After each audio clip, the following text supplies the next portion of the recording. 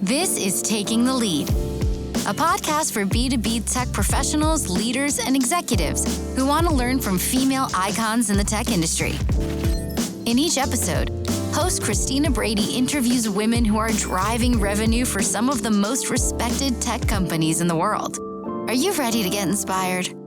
Hello, everyone, and welcome to another episode of Taking the Lead. I am Christina Brady. I am your host, and like all episodes, I have a wonderful, phenomenal woman on the show, Jennifer Ryan. Welcome.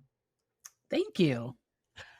I am excited to dig in. So you are currently the Director of Global Sales and Pre-Sales Enablement, which I want to dig into that because I have not run into a lot of pre-sales enablement professionals, and I think more people need to focus there. So we're going to get there in a minute. But before that, you've had an amazing career at BlackLine. You've been at LexisNexis.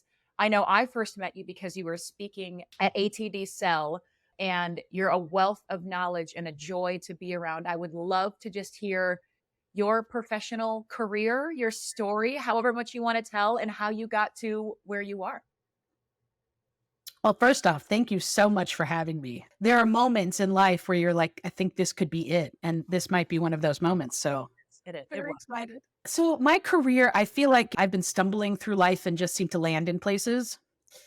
So I started off in actually procurement randomly.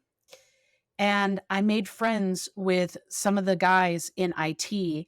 And one of the evenings, it was a Thursday actually, one of the guys came up to me and he said, "Are you interested in IT?"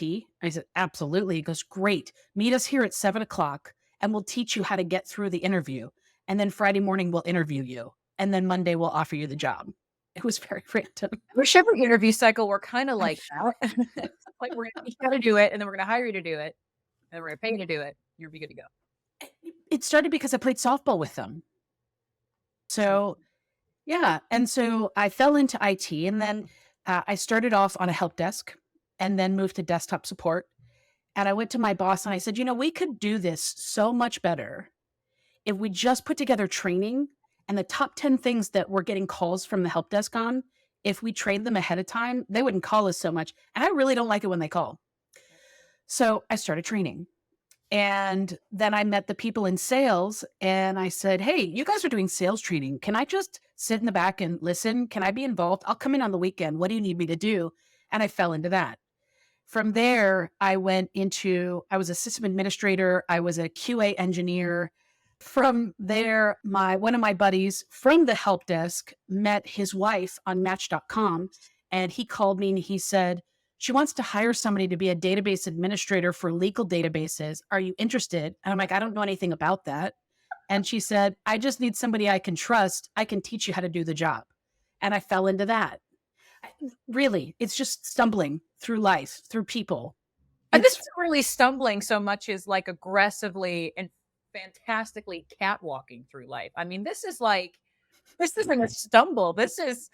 You're on parade. This is the best. Keep going. I'm on the edge of my seat. So I was a database administrator, and then I got laid off, and my boss said, "I'm really sorry we have to do this. Let me see if I can find something else in the company for you. Just hold on." So I was laid off, but still employed. Cool. And the head of the training department said, "I think it would be great if we had a trainer who had a background in music." And so, yeah. So I got a job as a trainer. I do. I studied music education, music therapy at the University of Kansas. So I got the job because I had been a performer and found my place. That of all the jobs I've ever had, being in front and training was phenomenal. And so I became a customer trainer. And then from there, I became a solutions consultant. Oh my God. This is like a clown car of amazing jobs, or I don't know what's going to come next, but I hope it's something crazy. Like, I hope keep going. This is amazing. So, well, we called ourselves technical consultants because we did training, solutions consulting, and some implementations.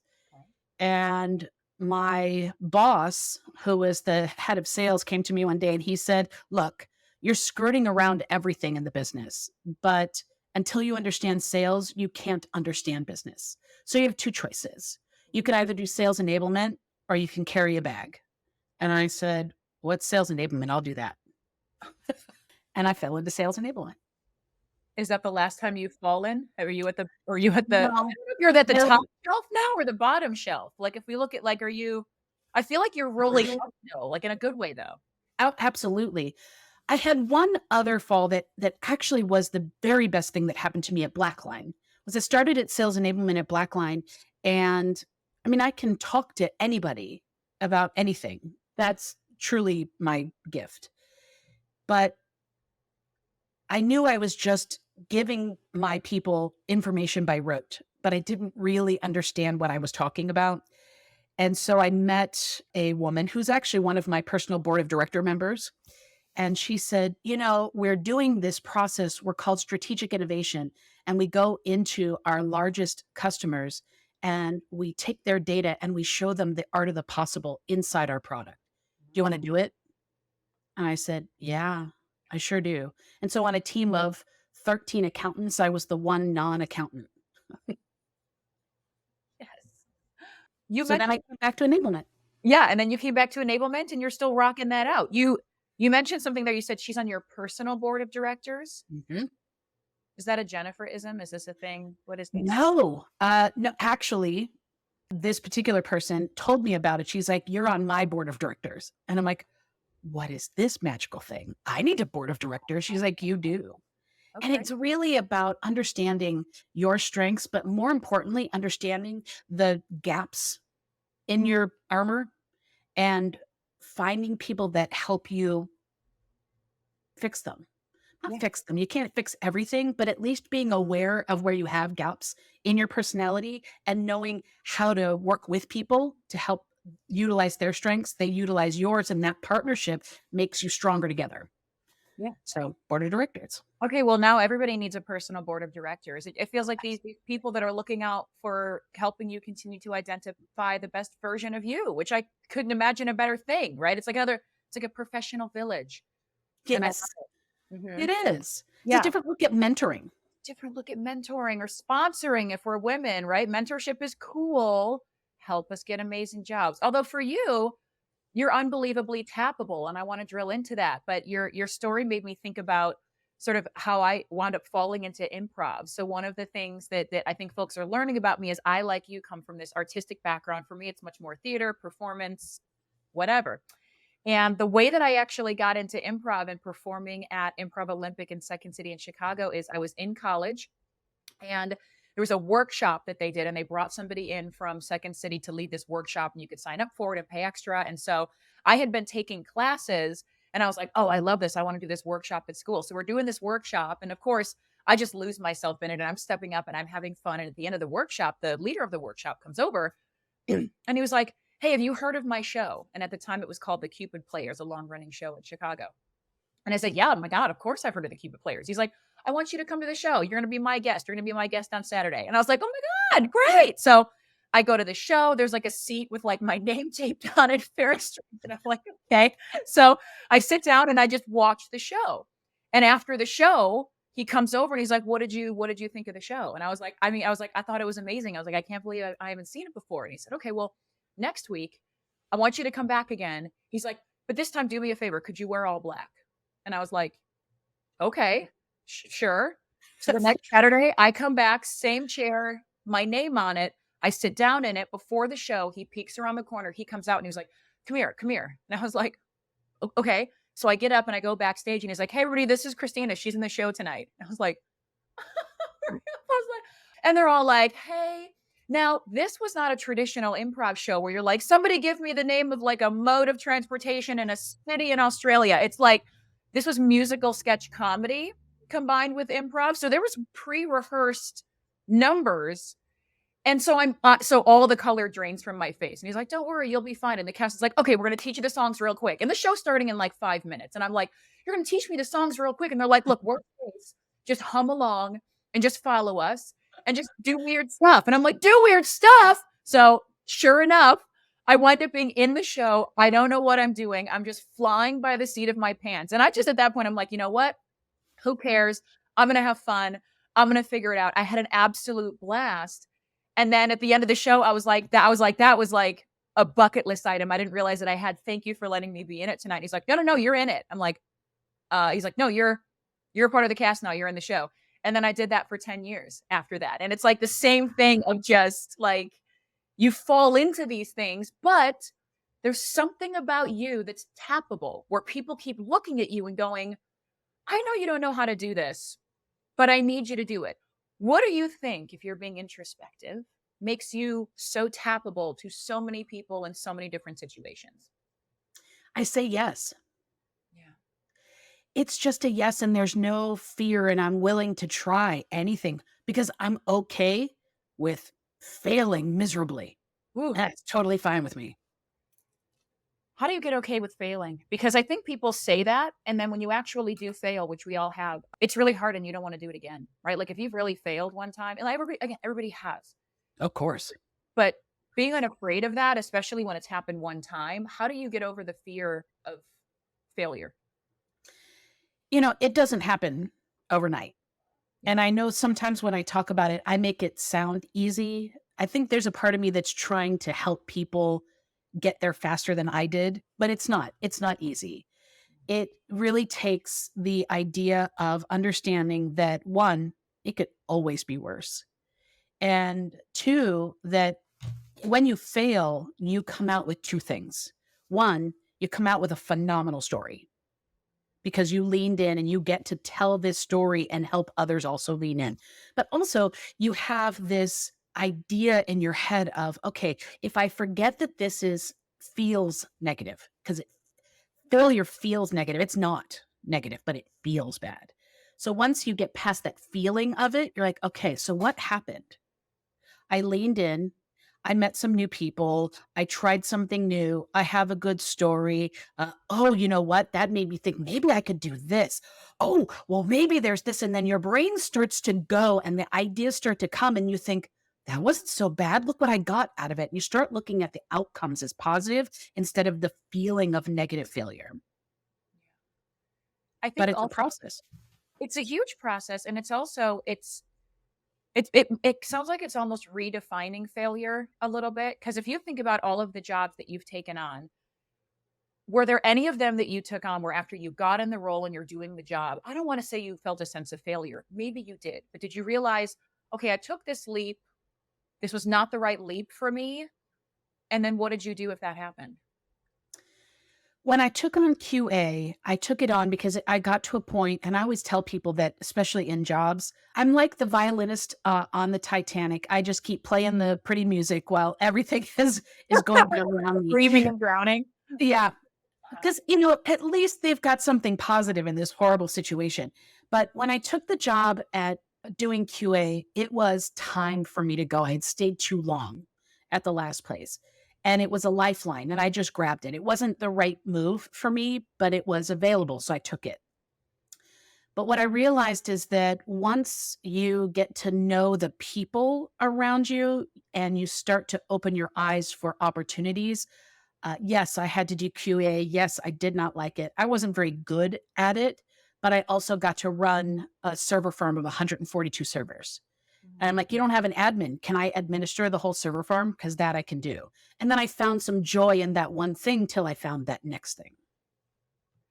There's something about artists that it's either we're gluttons for punishment or we just view, maybe we are, but like you view the world in a way of just, you have that yes mentality first and there's fear, but I don't know, maybe there's something about artistic expression where you're face to face with the deepest sense of human fear possible by being vulnerable and exposing your arts or your talent, that in work, it just feels like the stakes are easier, right? It's like, it doesn't feel as personal. It's work, just leaning in. You talked about taking the lifeline.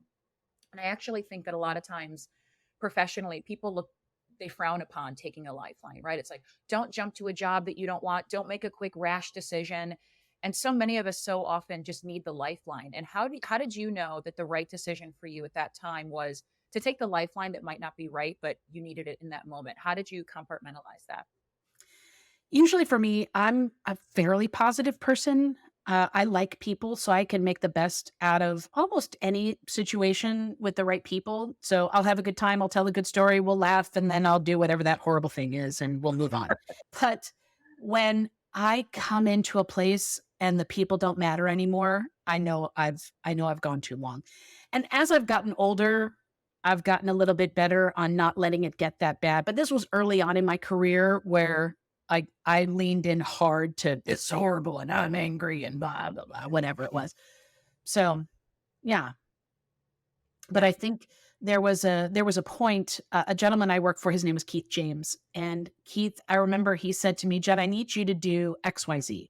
And I said, nope, not gonna do it. Doesn't make sense. This is why, like, that doesn't make sense. It's the wrong move. And he looked at me and he always had this way of being very calm. And he said to me, yeah, find a different yes. Ooh. And in that moment, everything shifted for me because no became not an option anymore in anything. Like there was no reason to say no to anything anymore because I could find the right yes for you and the right yes for me. And it brought about this idea of every situation has to be a win-win because I'm a naturally I'll give everything up to help you. And it was sucking the life out of me. And so finding that win-win in professional, in personal, allowed me to take care of me and still feel the need to take care of others. So those were pivotal points. Like every point, there's been this pivotal point that changed my mindset. I mean, that one was quotable. Find a different yes. Do you remember in that moment what you wound up doing with that? We'll call it opportunity when you said, no, this is the wrong move. I'm not going to do it. And you said, find a different yes. Do you remember what you did? I did. I thought about, okay, what is it that I'm saying no to? What is that minimal viable product that is a hard stop for me? And then how do I make all the rest a yes for him? Ooh. See, this is the paradigm shifting I'm talking about. This is what we need. And I'd be willing to think that you use this also a lot. I mean, in enablement, when you are trying to help companies and organizations get on the same path, or you're trying to help with learning and development, or you're trying to do all of the program management that comes along with the job that you do, you probably come face to face with a lot of people that say, I can't, I won't, I don't know how, I need you to help me.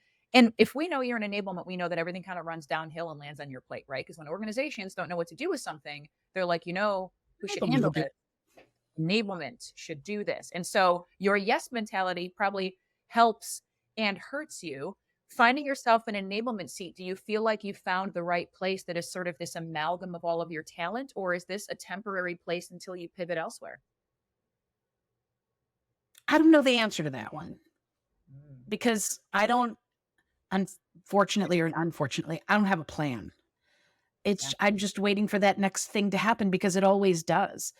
But it's funny now that I have a team of incredibly talented people. I tell them all the time, I'm like, if they're ever looking for the weak link on our team, I'm it. With the rest of you, I'm that weak link. They joke with me because I'll come into my team meeting. I'm like, okay, I have an idea. And they're like, oh God, what now?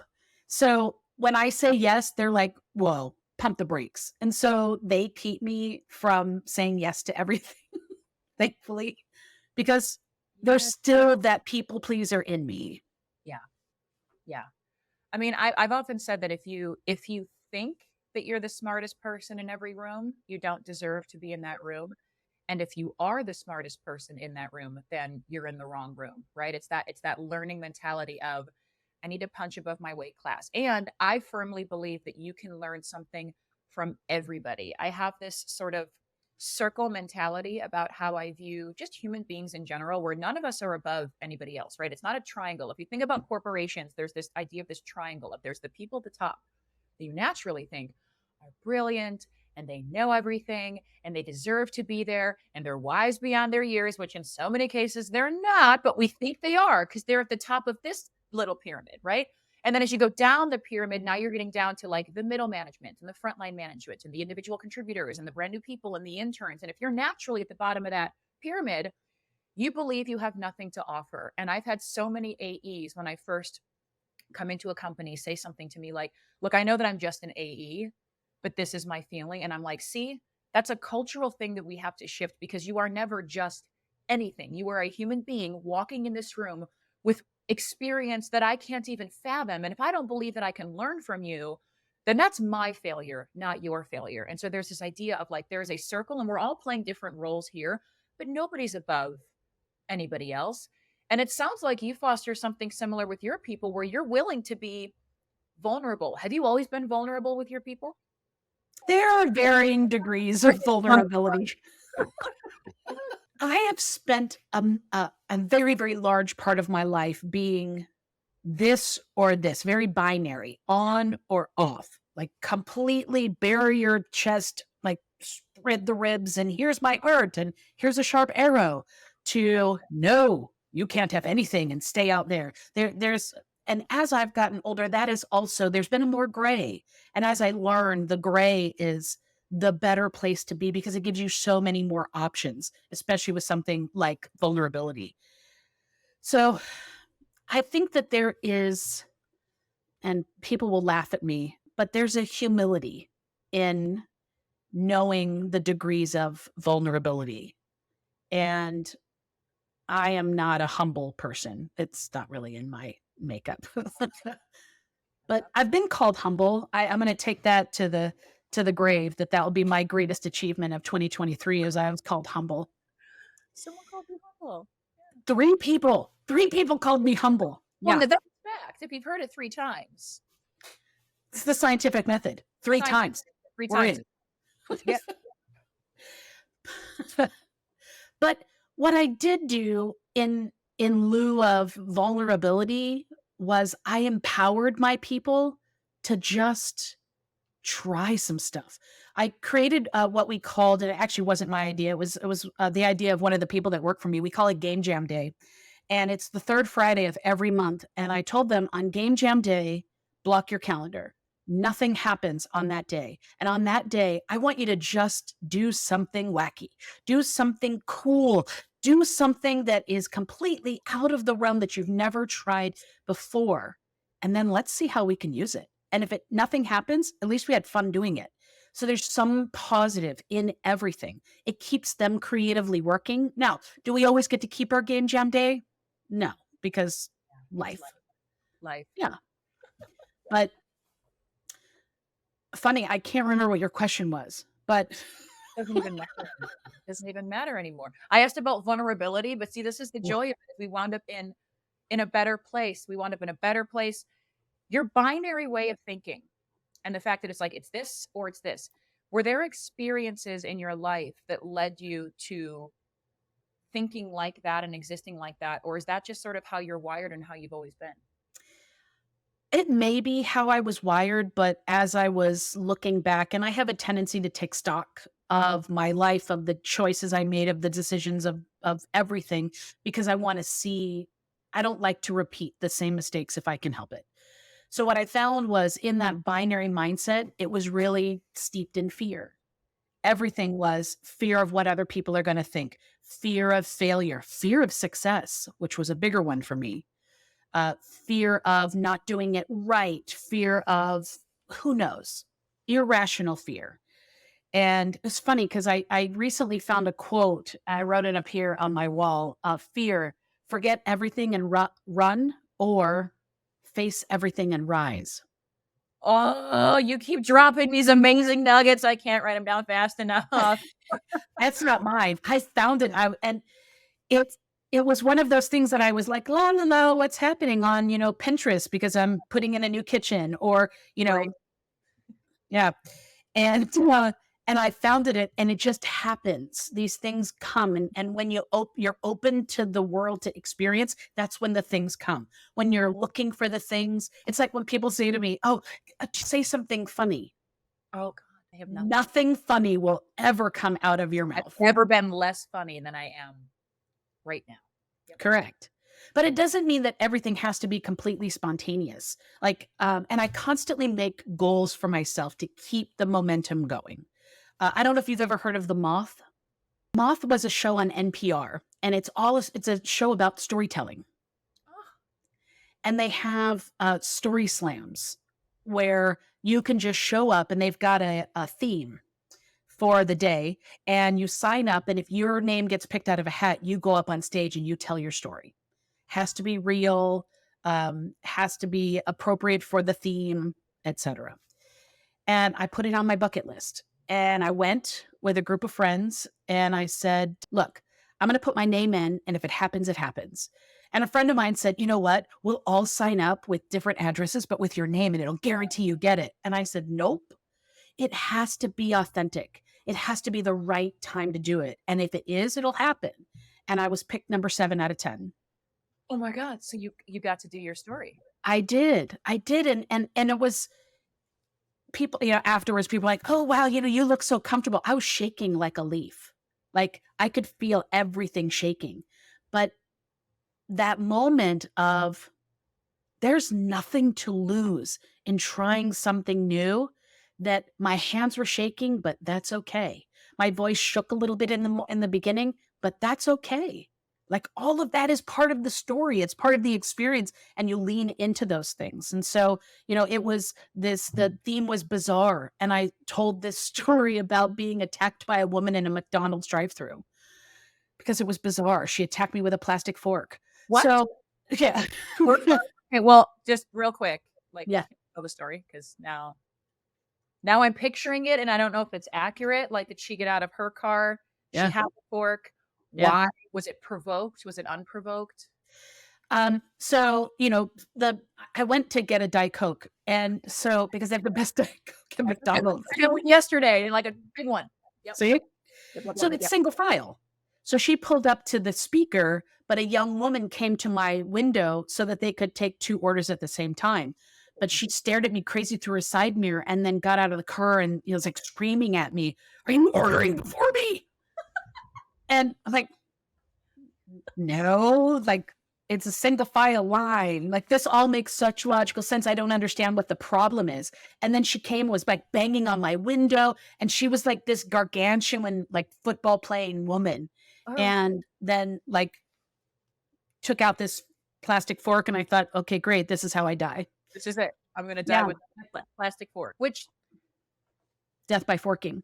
Right. Death by plastic forking. Right. Yes. Like you have to really, but I think, a hurricane can put a piece of hay through a tree trunk. So I feel like a plastic fork with the right force, maybe the brute strength of this woman could have easily. Absolutely. I mean, she was crazy. I mean, seriously crazy. Like the things that she said were just, but it makes for an amazing story. It does. And the best part about it was like, I called my mom after it happened and I told her, I'm like, I tried to make myself so small so that she wouldn't be intimidated and I could de-escalate the situation. And my mom's like a bear attack? Like, yes, exactly like a bear attack.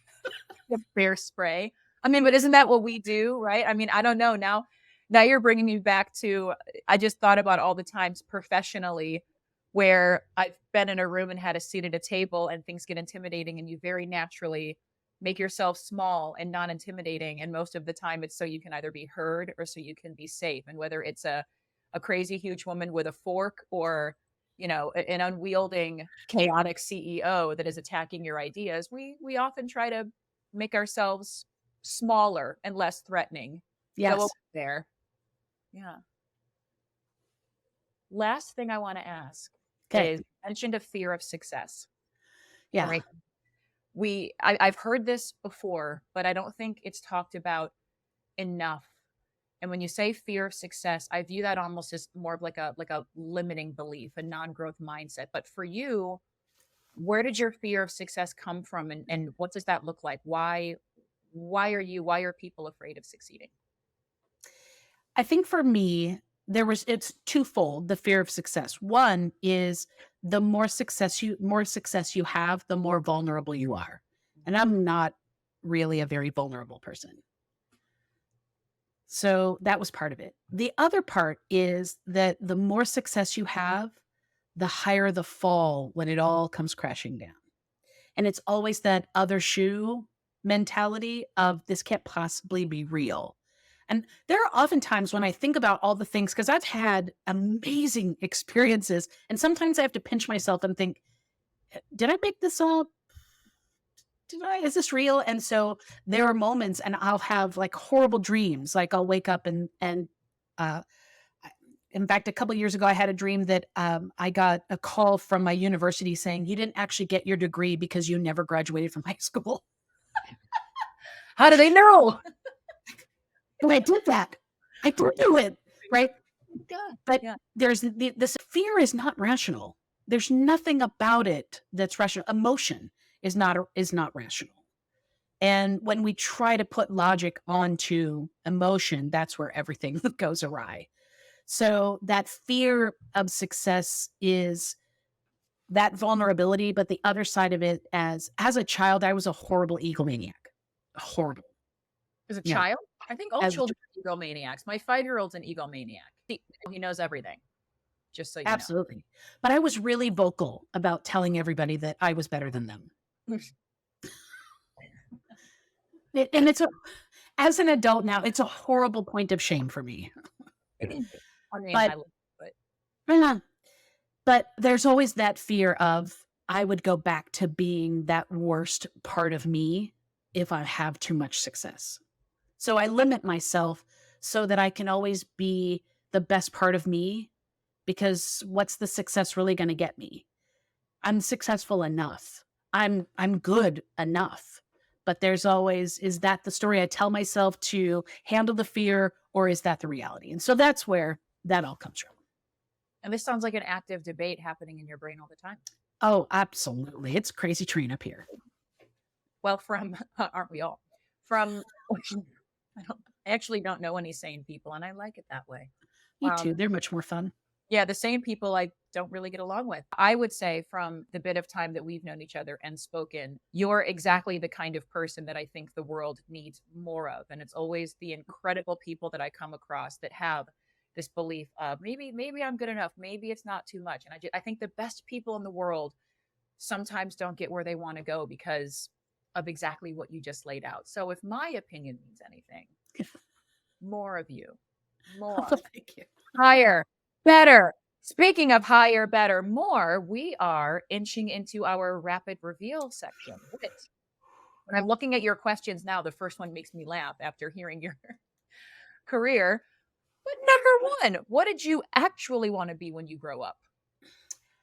I wanted to be an astronomer. Yeah. I wanted to be an astronomer. My stepdad took me up into the mountains because he had a friend who was an astronomer. And then we sat there for 4 hours freezing with hot chocolate looking at stars. And I'm like, I don't want this. This is boring. Like, this is what you guys do? It's like a stakeout, right? Which sounds like it's going to be really fun. And then you're like, maybe I'm going to sit in a car for 18 hours and see nothing. It's not as sexy in real life. No, it really isn't. Number two, what's an irrational fear of yours? I'm a little afraid to tell you right now. Is that the fear? Afraid of talking about your fears? No. I have a horrible fear of bugs. Okay. Like, are you debilitating. You know, I'm going to torture you with bugs. I'm so afraid. You have no idea. So one in particular instance, my partner, there was a bug in the house. And I pushed her towards it, ran to the bathroom and locked the door. And she's like, what are you doing? I'm like, I don't know. I just panicked. It's right there. And my skin is crawling and I got tears in my eyes. And she's like, you know, it could come under the door. And then I was like, yeah, no. Oh, I have the chills right now, even thinking about it. It's so horrible. I love how our partners deal with that, dealing with bugs. Bugs don't bother me anymore, but they did. When my husband and I were younger, we were hanging out, and one of those, I call them nightmare bugs, but they're those like 1,000-legger centipede things that, I know. And I'm sorry. I know this is a fear of yours. And now I'm just drilling into it. Well, anyway, we're sitting on the couch and this thing is like, what? Goes up the wall. And I was like, oh my God. And I was like, get it. Like I'd freak out. I was like, well, I get up on the couch and he's like, what am I supposed to kill it with? And I was like, there's a pack of wipes right there. And this caveman grabs the whole pack of wipes and smashes it with the whole pack of wipes. No. I said, take a wipe. Now we got to clean the wipes. and clean so very similar people's survival instincts, right? Like, yes, me bash with rock. Ugh, like, come on. And then I was like, I have to do it myself. I have to do it myself. Like, I have to do everything else. So bugs. I Okay. cannot do it myself. So thankfully, if we're ever in the same room and there is an arachnid or beetle of some kind, I'm going to save you. You have my word. You have my word. Number 3, what's the last great idea you had? Well, it's a work in progress right now, so I feel a little whatever about sharing it. But I was in Vegas earlier this year at a conference, and I was, when you're in Vegas, you walk around, you buy irrational things. And so I was walking through the Caesars shops, and they have those massage chairs, and you are a captive audience. Like, they lock you in. So they have this thing that goes around your arms, it clamps around your legs, and you're like, you're not going anywhere till you look at all of our stuff. So I'm sitting in the massage chair of torture, and they come riding by on this suitcase that's also an electric scooter. So I bought it because that's what you do. Yes. Buy this or you're stuck forever. Come on. So I call it the Scootcase. I have ridden the Scootcase through many an airport, and I've had people videotape me. I've had other people, Steph White, Matt Schalze, Steph Middaugh, have all ridden it and videotaped themselves doing it. And I thought, this is gold. I've ridden through airports and people have watched me, and I have deep thoughts while I'm riding. So I'm actually starting a video series of like deep thoughts on the Scootcase. Did you just call it a Scootcase? I did. So I call it the Scootcase Chronicles. Right.